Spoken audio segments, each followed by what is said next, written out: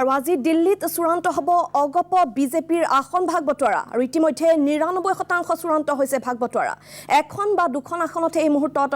সহমত হ'বলৈ আছে এই মন্তব্য মন্ত্ৰী ডক্টৰ হিমন্ত বিশ্ব শৰ্মাৰ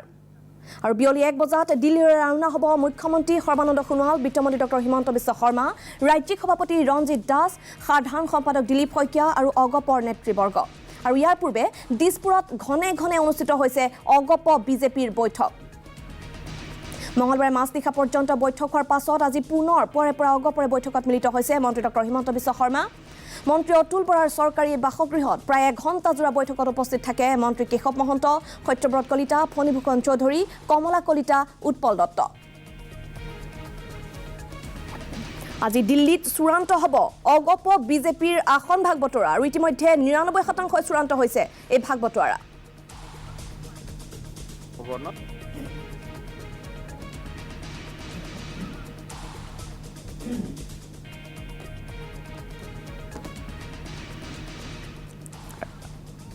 আৰু ইয়াত দৃশ্য আমি আপোনালোকক দেখুৱাইছোঁ আজি ভাৰতৰ গৃহমন্ত্ৰী অমিত শ্বাহ ডাঙৰীয়াৰ বাসভৱনত UPPL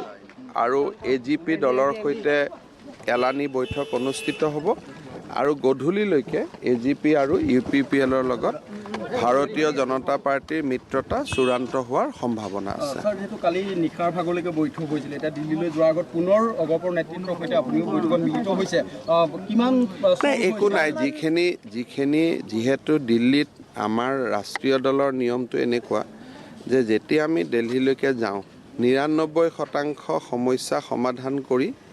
যাব লাগে যাতে তাতে খুব কম কথা আলোচনাৰ কাৰণে থাকে গতিকে আজি আমি গোটেইকেইটা দল দিল্লীলৈ যোৱাৰ সাৰাংশটো এইটোৱে যে তাৰমানে 95% বা 99% কথাত একমত হৈছে ডেফিনেটলি তেওঁলোক সন্তুষ্ট নহ'লে আজি তেওঁলোক আমাৰ লগতে দিল্লীত যাব মাননীয় গৃহমন্ত্ৰী ডাঙৰীয়াৰ লগত বহিব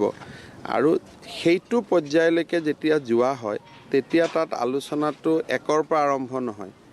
৯৯ৰ পৰা আৰম্ভ হয় ১০০ত শেষ হয় কেশৱ মহন্তই কৈছে যে কথাবোৰ গৈ দিল্লীটো পাতিব লাগিব সেইটোৱে ৯৯ আৰু ১০০ৰ ভিতৰতে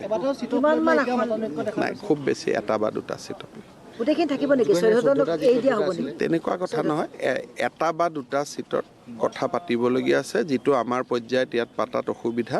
সেইখিনি কথা তেখেতসকলে গৃহমন্ত্ৰী ডাঙৰীয়াৰ লগত পাতিব আমি উপস্থিত থাকিম আৰু মই ভাবোঁ যে UPPLৰ লগতো কালি মোৰ ৰাতি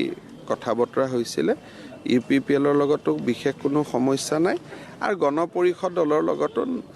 ৯৮% ৯৭% সমস্যা নাই তেনেকে উত্তৰ মই কেনেকে দিব পাৰিম কওক যেতিয়া আজি যেতিয়ালৈকে আমাৰ পাৰ্লিয়ামেণ্টাৰী বোৰ্ডে সিদ্ধান্ত নলয় আৰু তেওঁলোক গৃহমন্ত্ৰী ডাঙৰীয়াৰ বাসভৱনত যাব গতিকে চিটৰ ওপৰত যি এনাউন্সমেণ্ট হ'ব দিল্লীৰ পৰা হ'ব লাগিব নহয় মই কেনেকে কৰিম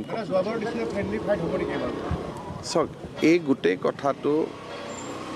যোৱাবাৰো আমি ফ্ৰেণ্ডলি ফাইট আমাৰ হৈছে আৰু ইলেকশ্যনত ষ্ট্ৰেটেজিত কেতিয়াবা ফ্ৰেণ্ডলি ফাইটো পাৰ্ট অফ দ্য ষ্ট্ৰেটেজি সেইকাৰণে গোটেই কথাখিনি আজি গৃহমন্ত্ৰী অমিত শ্বাহ ডাঙৰীয়াৰ বাসভৱনত যি দুইখন গুৰুত্বপূৰ্ণ বৈঠক হ'ব লগত তিনিওটা দলৰো আমি একেলগে লগ পাম তাৰ পিছতে বিষয়খিনি খোলোচা হ'ব কিন্তু যিখিনি কথা আপোনালোকে সুধিছে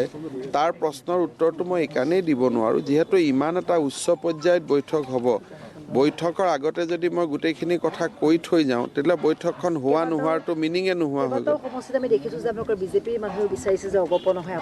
কিয় নিবিচাৰিব আমাৰ বিজেপিৰ মানুহে AGPৰ চিট বিচাৰিছে AGPৰ মানুহে বিজেপিৰ চিট বিচাৰিছে সেইটোতো গণতন্ত্ৰ নহ'লেতো গোটেইবিলাক মই কালিয়ে কৈছোঁ চব ইমেইলতে হৈ গ'লহেঁতেন মৰাণত আপোনালোকৰ বিজেপি কৰ্মীয়ে প্ৰতিবাদ কৰিছে যাতে চক্ৰধৰ গগৈক টিকট দিয়া নহয় তেনেকেতো জালুকবাৰীতো প্ৰতিবাদ কৰি আছে সেইটোতো প্ৰতিবাদটোতো হ'বই কেণ্ডিডেট যদি দুজন তিনিজন থাকে তেতিয়াহ'লে ইজন কেণ্ডিডেটক ভাল পোৱা মানুহখিনিয়ে সিজন কেণ্ডিডেটক দিব নালাগে বুলি ক'বই কিন্তু সমষ্টি সলনি হোৱাৰ এটা কথা ওলাইছে কিমান দূৰ সত্য মইতো একোৱেই নাজানো মোৰ বিষয়ে এতিয়া মই তেওঁলোকৰ বেলেগৰ বিষয়ে কথা পাতি আছোঁ কালি এটা কথা কৈছে আপুনি খেলিব ইলেকশ্যন আসন নকমে যোৱাবাৰতকৈ তেওঁ কিমান সমষ্টিত কৰিছিল আসন ইউজুৱেলি নকমে কিহৰ কাৰণে এইটো নিয়ম নহয় এটা মিত্ৰ দল আছে কিন্তু ক'ৰবাত তেওঁলোক নিজিকে এতিয়াতো NDA হৈ যাব নহয় গধূলি তেতিয়া গণ পৰিষদ আৰু বিজেপি বুলিতো চিন্তাধাৰা নাথাকে NDA হ'ব যে NDAৰ চৰকাৰখন হ'ব লাগে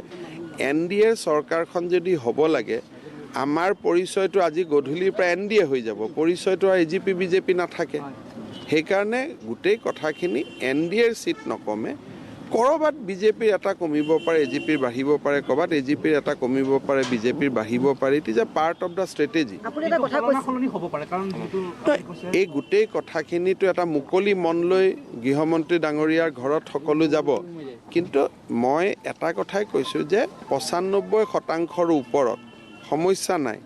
আনুষ্ঠানিক দুই এটা কথা আছে যিটো গৃহমন্ত্ৰী ডাঙৰীয়াৰ ওচৰত 5 মিনিটত শেষ হৈ আপুনি যাব এটা কথা কৈছে যে সম্পূৰ্ণ কাইলৈ গধূলিৰ ভিতৰত অন্ততঃ প্ৰথম দুটা ফেজৰ তালিকা ওলাব পাৰে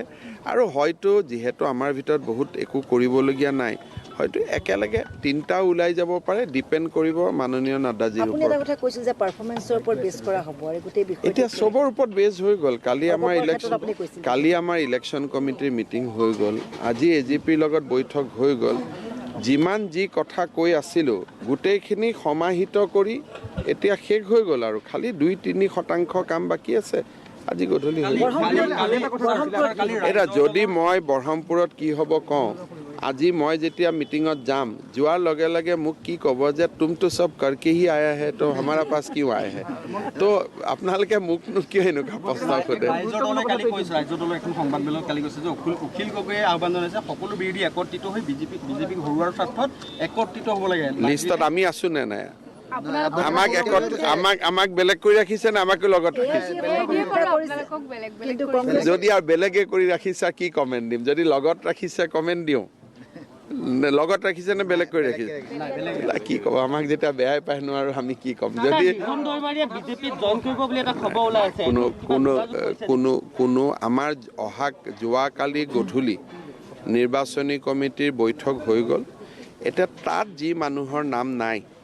সেই মানুহ আৰু বিবেচনাৰ ভিতৰত নাহে আৰু ৰিহন দৈমাৰী ডাঙৰীয়া আমাৰ লগত যোগাযোগ কৰা নাই ব্যক্তি এনেই অলাগতিয়াল কথা কোৱাটো ভুল তেখেতে আমাৰ লগত বা মোৰ লগত জড়িত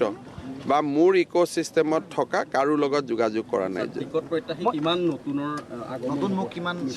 এই গোটেই প্ৰশ্নবিলাকৰ উত্তৰে মোক এনেকুৱা এটা কথা হ'ব যে তুমি কোন হয় এইবিলাক কথা যে কৈ আছা গতিকে যিখিনি মই জ্ঞাত সেইখিনি মই ক'লোঁ এতিয়া নতুন প্ৰত্যাশী পুৰণা প্ৰত্যাশী এই লিষ্টখন কেতিয়া বনিব আজিৰ পৰা সেইটো আমাৰতো পাৰ্টিৰ এটা ষ্টেণ্ড থাকে যে মহিলাসকলক আগুৱাই লৈ যোৱা কিন্তু উইনেবিলিটিৰ ওপৰতে আজি আলোচনা হ'ব আৰু এটা কথা চলিছে আপুনি ইতিমধ্যে কৈছে যে 95 পৰা 98-99% ইতিমধ্যে সমাধান হৈ গৈছে যি 1% হোৱা নাই কেন্দ্ৰীয় নেতৃবৰ্গৰ লগত আলোচনা কৰিলে হৈ যাব এই 1% কি আছে কি সমস্যা হৈ আছে এইখিনি যদি মই আপোনালোকক কৈ দিওঁ থাকিলে কি আৰু যদি সাপোজ আপোনালোকক গোটেইখিনি মই কৈ দিলোঁ তেতিয়াহ'লে আৰু থাকিলে কি যাবই নালাগে তেতিয়াহ'লে কম সংখ্যক মহিলাই নিৰ্বাচন খেলোৱা দেখিবলৈ পোৱা যায় এইটো আমিও বিচাৰোঁ যে বেছি সংখ্যক মহিলাই নিৰ্বাচন খেলক আপোনালোকে সাংবাদিকতা এৰি ৰাজনীতিত আহক তেতিয়া দিগত পাব স্যাৰ বহৰমপুৰ কমলপুৰ পাটাচাৰকুছি এইবিলাক কথা বহুত চৰ্চা হৈছে বিশেষকৈ সংবাদ মাধ্যমত এইবিলাক চৰ্চা হোৱাটো স্বাভাৱিক চিট লৈ কিন্তু দেৰগাঁও তেজপুৰ চিট লোৱাটো স্বাভাৱিক কিন্তু মই এটা কথাই আপোনালোকক কওঁ যে 98-99% আমাৰ মাজত কোনো ইছ্যু নাই এটা দুটা কথা থাকে যিটো কেন্দ্ৰীয় নেতৃত্বৰ লগত আলোচনা কৰাৰ প্ৰয়োজন আজি গধূলি গোটেইবিলাক মিলা মিছাৰ মাজেৰে সমাধান হৈ যাব আজি আমিতো 1 বজাত যাম তেখেতসকলেও মোৰ মতে সেইটো সময়তে বিজেপিৰ পৰা মই গৈ আছোঁ মাননীয় মুখ্যমন্ত্ৰী ডাঙৰীয়া আমাৰ ৰাজ্যিক সভাপতি ডাঙৰীয়া দিলীপ শইকীয়া ডাঙৰীয়া অনিক শৰ্মা ডাঙৰীয়া অজয় জামুৱাল ডাঙৰীয়া আজি গধূলি 7টা বজাত বৈঠক হ'ব মাননীয় নাড্ডাজীৰ ঘৰত 5টা বজাত বৈঠক হ'ব মাননীয় গৃহমন্ত্ৰী ডাঙৰীয়াৰ ঘৰত গৃহমন্ত্ৰী ডাঙৰীয়াৰ ঘৰত যি বৈঠক হ'ব সেইটো AGP UPPLক লৈ আৰু নাড্ডাজীৰ ঘৰত যি বৈঠক হ'ব সেইটো আমাৰ যি মনোনয়ন যি চূড়ান্ত কৰাৰ প্ৰক্ৰিয়া কিন্তু মনোনয়ন আজি চূড়ান্ত নহয় অহাকালিহে হ'ব থেংক ইউ